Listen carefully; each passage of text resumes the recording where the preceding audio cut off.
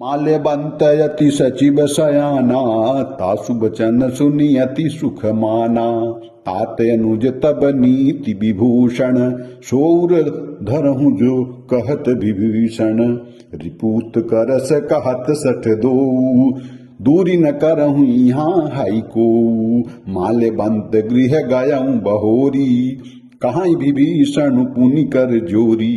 सुमति कुमति सब के उर रहहीं, नाथ पुराण निगम यस कहीं। जहाँ सुमति तहाँ संपत्ति नाना, जहाँ कुमति तहाँ विपत्ति निदाना। तब उर कुमति बसी विपरीता, हित अनहित मानहु रिपु प्रीत्या। काल राति निशिचर कुल केरी, कहीं सीता पर प्रीति घनेरी।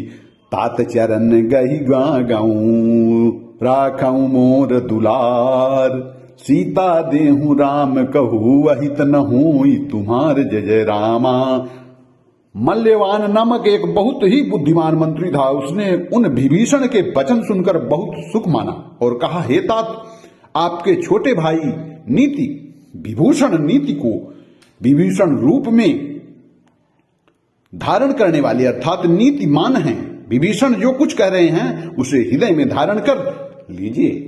रावण ने कहा, ये दोनों मूर्ख शत्रु की महिमा का बखान कर रहे हैं, यहां कोई इन्हें दूर करो ना। तब मल्यवान तो घर लौट गया और विभीषण हाथ जोड़कर फिर कहने लगे, हे नाथ, पुराण और वेद ऐसा कहते हैं कि सुबुद्धि अच्छी बुद्धि और कुबुद्धि खोटी बुद्धि सबके हृदय में रहती है। जहां सुबुद्धि है वहां नाना प्रकार की संपदाएं सुख स्थिति रहती हैं, और जहां कुबुद्धि है वहां परिणाम में विपत्ति दुख हो रहती है। आपके हृदय में उल्टी बुद्धि आबसी है, इसी से आप हित को अहित और शत्रु को मित्र मान रहे हैं, जो राक्षस कुल के लिए काल रात्रि के समान है। उन सीता पर आपकी बड़ी प्रीति है।